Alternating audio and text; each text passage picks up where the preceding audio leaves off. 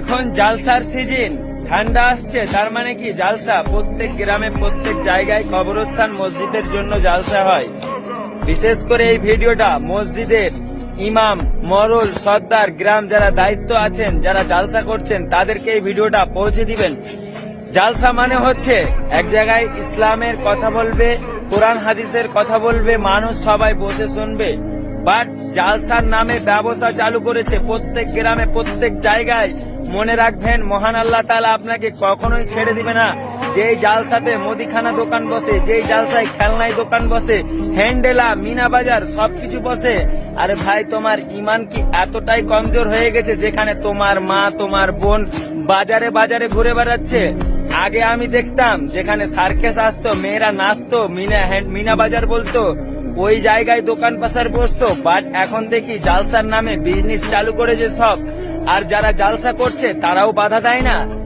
আমাদের গ্রামে ইদানিং এর জালসা হয়েছিল, তখন দেখেছিলাম প্রত্যেক জায়গায় মনিহারি দোকান বসতে দিইনি। বাট আমাদের এই গ্রামের লোক কিন্তু শুনছে না। আমি আপনাদের উদ্দেশ্যে বলছি, ভাই গ্রামের জালসা করবেন, ইস্তেহারে লিখে দিবেন এখানে কোনো মুদিখানা, কোনো খেলনা বেলনা, চুড়ি, আলতা ফিতার দোকান বসাতে হবে না।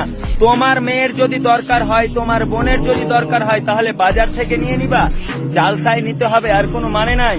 আমি আপনাদেরকে বলছি, যারা জালসা শুনতে আসবে একমাত্র তারাই জালসা যেন আসে। এখানে বাজার করার জন্য, মিষ্টি আর বাতাসা কেনার জন্য এই জালসাটা করা হয় না। হ্যাঁ, আমি আপনাকেই বলছি, কমিটি কোন, আপনারা জালসা করাচ্ছেন কি? তোমাকে মানুষজন মালিকানা রেখেছে, নিজেকে মহান ভাবছেন নাকি? আল্লাহ তাআলা তোমাকে ছেড়ে দিবে না কখনো। আমি আপনাকেই বলছি, আপনি ইস্তিহারে, ক্যালেন্ডারে ডাইরেক্ট লিখে দিবেন। ডেলিকেটটা হচ্ছে ভালো কথা, বাইরের মানুষ আসছে, ভোজ-ভাত খাচ্ছে, ভালো কথা। বাট কোনো দোকান যেন না বসে। মনে রাখবেন, আল্লাহ ছাড় দেয় কিন্তু ছেড়ে দেয় না। জালসা মানেই হচ্ছে কোরআন হাদিসের কথা হবে। প্রত্যেক গ্রামে প্রত্যেক জালসায় আমি যেখানে গিয়েছি, মেয়েরা ধরা পড়ে, ছেলেরা ধরা পড়ে, তোমার মা বোন ধরা পড়ে।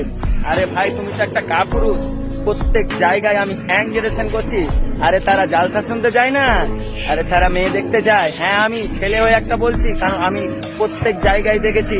তোমার মতন কাপুরুষ, মরল, সর্দারের দরকার নাই। তোমার মতো মানুষ কত আসছে, কত চলে গেছে। আমি আপনাকে বলছি, দোস্ত প্লিজ আল্লাহর ওয়াস্তে দোকান কিছু করিও না। এর জবাব তোমাকে পাই করে দিতে হবে। মহান আল্লাহ ছাড় দেয় কিন্তু ছেড়ে দেয় না। কেন তুমি দেখোনি, তোমার চাইতে বড় বড় মরল সর্দার কবরস্থানে শুয়ে আছে। কখনো কি যাও কবরস্থান? তোমার সময় কি নাই ভাই? তুমি তো ব্যস্ত মানুষ, কিভাবে যাবে? মনে রাখবেন, 2 দিনের জীবন। তুমি এক জায়গায় দায়িত্ব আছো ভাই, তুমি বড় মানুষ ভাই, তোমাকে বড় পদে দিয়েছে আল্লাহ তাআলা। আমি দোয়া করি আল্লাহ তাআলা আপনাকে আরো বড় বানান। প্লিজ ভাই, জালসাতে কোনো দোকান পাশার যেন না বসে। আসসালামু আলাইকুম, সবাই ভালো থাকবেন, সুস্থ থাকবেন। আর আমার কথায় যদি আপনি দুঃখ পেয়ে থাকেন, তাহলে আমার কিছু করার নেই। আমি যেটা হক সেটা বললাম। আসসালামু আলাইকুম।